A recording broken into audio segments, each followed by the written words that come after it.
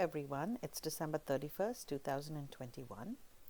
I would like to spend some time talking about the Omicron variant of SARS-CoV-2, give you some updates about the latest number of cases, hospitalizations, and deaths, and also discuss some options to combat this Omicron variant virus. On the left is a graph taken from the New York Times, looking at the number of COVID cases in the past week. So if you look at it, the United States, Canada, many parts of Europe, Australia, Southern Africa, and South America have become hotspots, particularly in the last couple of weeks.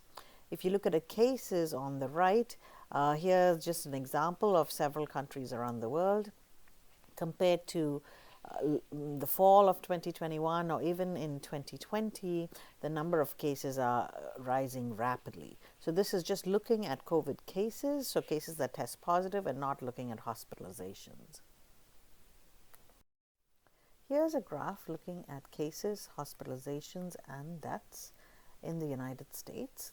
So there were over 300,000 people who tested positive on December 29, 2021. Over 77,000 people were hospitalized and over 1,200 deaths were reported on December 29, 2001. And compared to previous weeks, that has been on a definite increase. The number of cases, hospitalizations, and deaths have been increasing in the last month.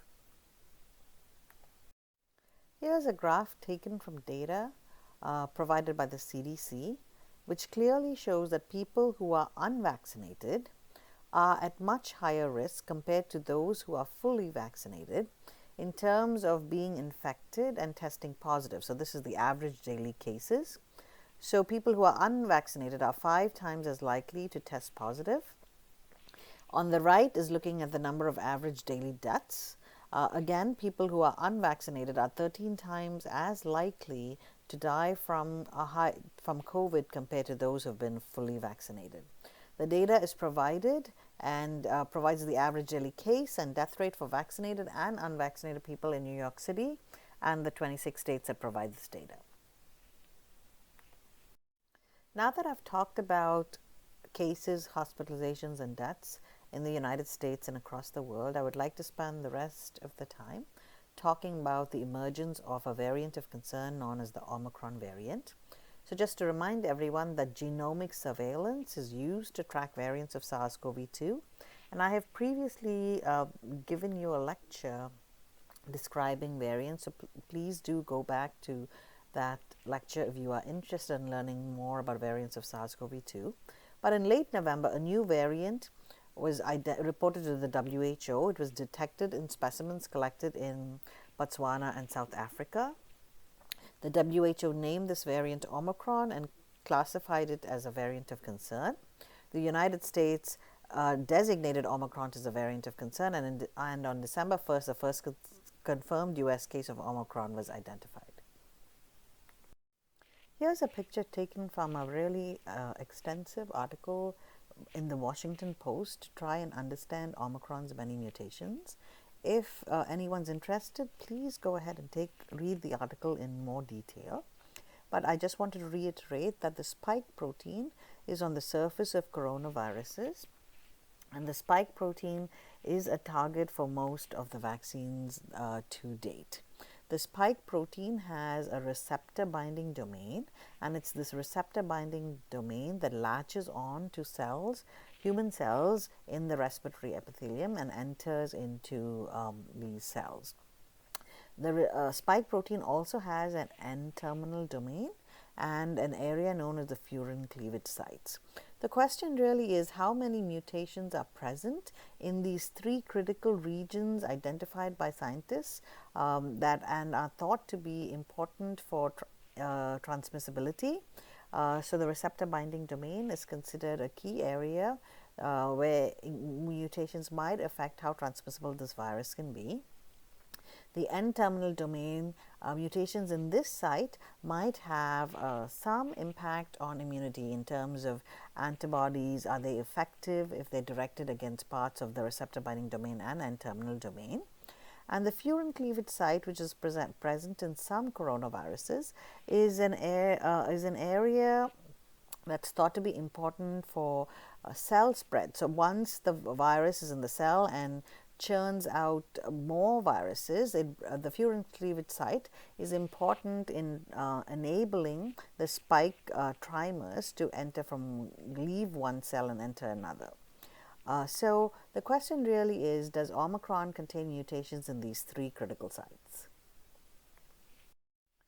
Compared to the original spike genome, here's a look taking at a number of variants. So there have been a number of variants reported: the alpha, beta, gamma, delta, and now the Omicron variant. The delta variant has been dominant and been very effective and pathogenic in the last several months, and now in many parts of the world the Omicron variant has taken over. So here is looking at the original spike genome, looking at the N-terminal domain, the receptor binding domain, and the furin cleavage site, and looking at mutations with these different variants. So in orange are regions where there's a mutation, and just to remind people that mutations are changes to amino acids within the genome, and if a mutation changes the virus enough, it becomes a new variant. So there have been several variants of concern reported. The Delta variant has many mutations, but as you can see, the Omicron variant has up to 50 mutations in the genome, particularly in the spike. So this is of concern. The question is, are these mutations important enough to change how the virus can transmit itself? So can it become more infectious? Can it evade our immune system and evade antibodies that we have developed following vaccination? And finally, is it more pathogenic? So these are areas that are actively being researched, and we still do not have answers, but there are some hints to what Omicron is doing.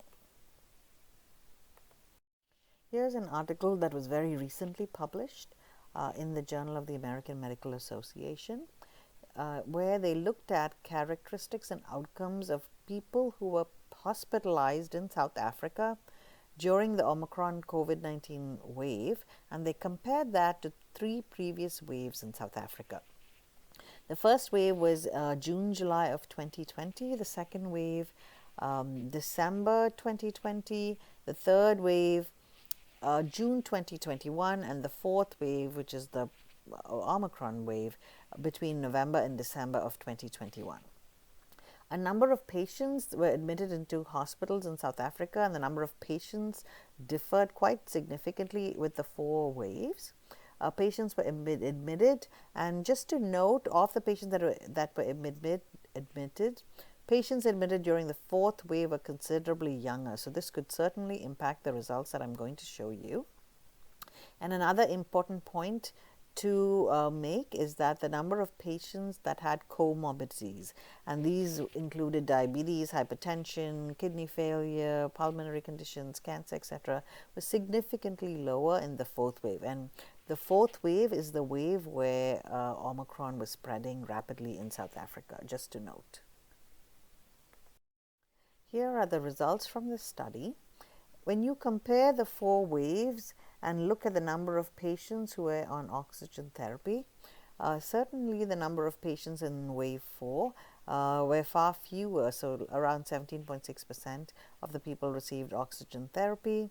If you look at the length of stay, there was fewer, and if you look at the number of deaths, there were fewer. But I do want to reiterate, since South Africa was the first nation to report the Omicron variant, and it happened or it occurred in a population that was much younger than typically gets infected, these results are probably highly skewed. So it is not clear if the differences between waves from this study are affected by pre-existing acquired or natural immunity, or if Omicron may be less pathogenic than previous variants. This is quite difficult to prove because in many parts of the world, more than 50% of the people are already been vaccinated.